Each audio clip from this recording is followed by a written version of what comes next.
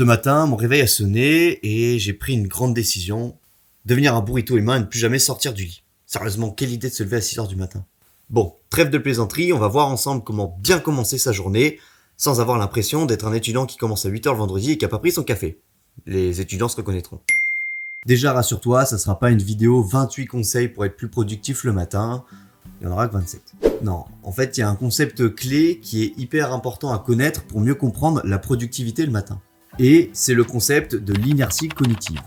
L'inertie cognitive, c'est un biais cognitif qui nous incite, notre cerveau, à rester dans le même état mental ou comportemental que dans lequel on commence. En gros, une fois que tu as pris une direction, qu'elle soit productive ou non, positive ou négative, ton cerveau il va avoir tendance à rester dans cette direction-là. Et donc ce principe d'inertie cognitive, il s'applique aussi le matin. Ce que tu fais en premier dans la journée conditionne ton état d'esprit pour le reste de ta journée. Par exemple, si tu commences ta journée en scrollant sur TikTok, eh bien ton cerveau il va être habitué à de la récompense instantanée. Résultat, toute la journée, tu auras plus de mal à te concentrer sur des tâches plus longues, voire plus ennuyeuses. En revanche, si tu commences ta journée par des actions positives, du sport, de l'écriture, de la méditation, tout ce que tu veux, eh bien ton cerveau, il va rentrer dans une dynamique d'efficacité et il sera plus enclin, le reste de la journée, à continuer sur cette lancée-là. Il y a aussi une autre chose importante à comprendre, c'est le fait que notre cerveau il fonctionne beaucoup par association. Si la première chose que tu fais au réveil est passive, du scrolling, répondre à des messages, procrastiner, eh bien ton cerveau il va associer la matinée à cet état d'esprit passif. Et au contraire, si tu fais quelque chose d'actif, de positif, eh bien ton cerveau il va associer la matinée à cet état d'esprit positif, productif.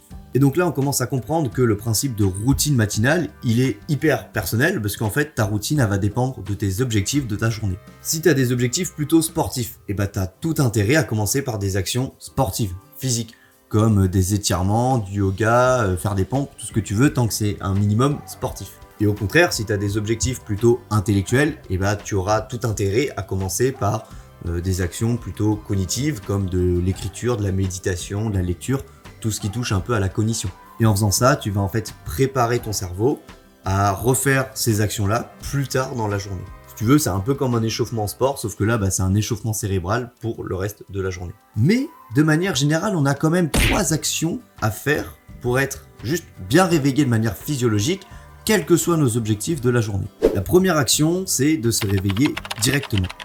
Alors, repousser son réveil, je l'ai déjà fait, tu l'as déjà fait, il l'a déjà fait, nous l'avons déjà fait, vous l'avez déjà fait et ils l'ont déjà fait. C'était l'instant conjugaison. Alors à première vue, ça paraît super parce qu'on a gagné 5, 10, 15 minutes de sommeil en repoussant son réveil, sauf que la réalité, c'est complètement différent. En fait, tu as beaucoup plus d'effets négatifs que positifs à repousser son réveil. Et d'ailleurs, pour faire un peu de l'asticotage intellectuel, on n'appelle pas ça repousser son réveil, on appelle ça du snoozing. Pourquoi c'est pas bien le snoozing? Eh bien déjà parce que ça perturbe tes cycles de sommeil. Parce qu'en gros, tu te rendors, tu lances un cycle de sommeil, mais tu le finis pas. Et là, ton cerveau, il se dit what the fuck. What the fuck.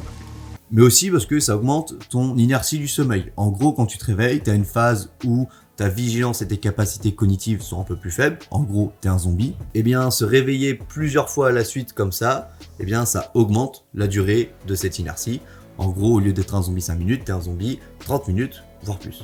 Et le snoozing, c'est pas bien parce que ça perturbe aussi ton rythme circadien en envoyant des signaux contradictoires à ton horloge biologique. Jour, nuit. Nuit, jour, nuit, jour. La deuxième action, c'est de s'exposer à la lumière.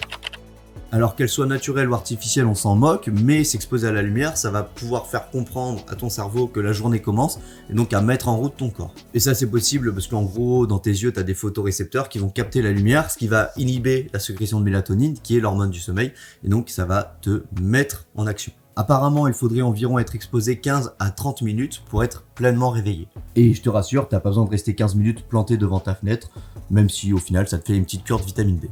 Et la troisième action, ça va être de boire de l'eau. Au réveil, tu es naturellement déshydraté, même si tu le ressens pas forcément, tu es quand même déshydraté. Et boire de l'eau va permettre de relancer la machine, comme on dit, en réactivant les fonctions nécessitant de l'eau, comme l'élimination des toxines, la stimulation du métabolisme, l'augmentation des fonctions cognitives et plein d'autres choses qui fonctionnent grâce à l'eau. Donc tu prends ton verre d'eau et t'en profites parce que c'est la seule boisson où c'est bien de faire un cul sec. Voilà, maintenant tu sais comment être en pleine forme et bien réveillé le matin. D'ailleurs, dis-moi en commentaire quelles actions toi tu mets en place pour être bien réveillé le matin. Et sur ce, je te dis à la prochaine. Ciao.